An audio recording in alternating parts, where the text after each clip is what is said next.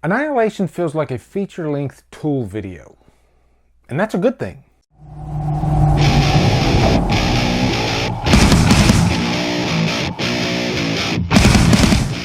Annihilation stars Natalie Portman, Jennifer Jason Leigh, and is directed by Alex Garland. So, first off, guys, do not watch trailer 2 for this movie. If you're like me, you want to go into movies knowing as little as possible, and I think you can still enjoy trailers without knowing everything. So do not watch trailer 2 for this movie. Watch trailer 1, that one's fine. The second one, I made the mistake of watching that one, and I knew a little bit too much, but I still enjoyed the movie very much. Also, check out my brand new Killer Flicks t-shirt. If you want one of those, go over to the Drumdums store, get you a Killer Flicks t-shirt. Have so many different designs, courtesy of Woody Bowen, who is a phenomenal designer. So be sure to check those out. Also, guys, before I get into this, I will be talking spoilers after the rating because there's some crazy stuff that went on inside this movie. So definitely stay after the rating. But in Annihilation, Natalie Portman plays Lena. She is a biologist. And at the beginning of this movie, she is sitting in this quarantined room. All these scientists are around her. They're asking her these questions because she is the only one to have come out of what is referred to as the shimmer. And what the shimmer is, it's kind of this orb that's from, it doesn't really say it's from space, but it's not from this planet. And once it hits Earth, it just expands slowly but surely. And anybody that goes inside there, they don't come out. Or if they do come out, they don't come out the same. And one of the key plot points of this movie is the beginning. Her husband, played by Oscar Isaacs, comes out, but obviously he is not the same. Something seems off, and it's been a year. You know, she's moved on with her life, and it's really kind of destroyed her life. And then he comes back into the picture, and so all these questions start coming about. And she ends up going into the shimmer to find out more about what's going on. And when she goes into the shimmer, she's joined by 4 other women. Now, you're gonna ask yourself, why in the hell would anybody go inside this shimmer knowing that nobody comes out? And this movie does you a huge favor along the way because it explains that. The people that decide to go in this thing really are at a point in their lives that is probably not the best. They all have different problems going on, including the main character. And plus, this thing is expanding, so eventually it's going to get to them anyway. So why not go ahead and meet the problem head on?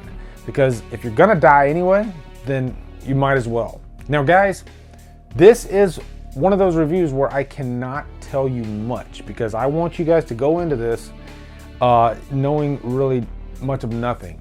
Because when you come out the other side, no pun intended, it's going to be that much more enjoyable. And even though I saw that second trailer, I didn't want to know what I knew, but I still came out the other side with a lot more than what I saw in that second trailer. This movie, I don't want to say it'll bake your noodle because I understood everything that went on, but it definitely offers up some really interesting ideas. And it's also not just a sci-fi film, but good news, horror fans, it's a horror film. There are strong horror elements in this movie. And I definitely can compare this to The Thing. And The Thing is one of my favorite movies. John Carpenter's The Thing does what any sci-fi horror movie should do. You know, it has that perfect balance. And this one, it does a great job with that. It's not as freaky as The Thing, but there are some pretty crazy moments in this movie, actually. And I'd say pacing-wise, it's on point with The Thing, actually, because if you remember The Thing, the first half of the movie is a little bit slower, you know? It's a slow burn, it builds, but once the shit hits the fan, then hold on to your freaking nuts, because it gets crazy. That's what this movie does. There's a point in this movie where the characters, without giving anything away, start realizing that certain things are changing and they are forced to confront that. Paranoia plays a major part in this too, because when they are all inside that shimmer, we already know that you don't come out, or you don't come out the same. So you know that when they go in there, there's gonna be some crazy shit going on. And it does. It definitely does. Also, let's talk about Alex Garland for a sec. Alex Garland is a phenomenal writer. He's known for doing work on Dread, He wrote the script for this movie, based on the novel by Jeff Vandermeer, and he also directed Ex Machina. Anything Alex Garland puts his hands on, I'm definitely there day one. He's just one of those directors. I definitely got some strong Arrival vibes from this too, especially in terms of the score. This is a really creepy score. It sounds more organic than it sounds, musical, but it definitely puts you on edge. Now, this is an all-female cast once they get into the Shimmer, and I have to say, I was pretty damn impressed with the acting, especially by Gina Rodriguez.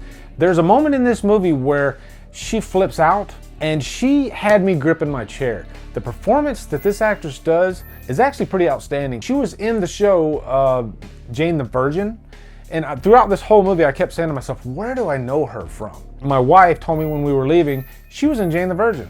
Oh, okay, that's it. Because I watched a little bit of Jane the Virgin with my wife. Not my type of show, but yeah. So it's nice to see her stepping out of her comfort zone and doing a role like this because she lets it loose. Also, Natalie Portman, of course, does a fantastic job. That last act in the movie, she really earned her money. So in the end, guys, this movie, best of the year. Hands down, I'm giving this Trapped on an Island. I think this might be my first Trapped on an Island for 2018. It's a good feeling. And now let's talk about some spoilers. You want a movie to set things up and then really just knock it right out of the park in that last act, and this one does that. I was completely glued to the screen, wanting to know what was going to happen next. When Lena sees her husband Kane sitting on the floor against that wall, and then he basically kills himself, she realizes that that was not Kane that came home. It was actually the alien entity. This movie deals a lot with mixing DNA. Inside the Shimmer, all DNA is kind of coalesced. And really, your imagination just goes wild, just thinking of all the possibilities. And we get to see them on screen with the crocodile that came at the beginning of the movie. And the scene with the bear, or it's kind of a bear mutation, and Anya has the other three girls sitting at the chair. She's got their mouths covered, and Anya, she's got the other three girls sitting at the chair, and they're strapped down. That scene was freaking balls to the wall crazy. And the bear was making all these damn weird noises, and it was partly Anya's voice, and it was partly the bear, but a lot of crazy ideas going on. But back to that last act, when Lena is confronted with the entity, and they have this kind of squaring off, the entity is miming Lena's movements and pretty much becomes part of her. So even though she was able to kill the entity, not really, because the DNA was already imprinted onto her. So when she comes out of that Shimmer, it's not fully her. And so this movie opened up a lot of possibilities at the end. I think there's a couple more books to the series. Correct me if I'm wrong in the comments, but that last act was great. I loved the hell out of this movie. Anyway, guys, what are your thoughts on Annihilation? Looking forward to hearing them.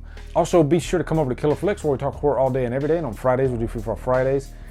If you like what I'm doing, hit that subscribe button. I'd really appreciate it.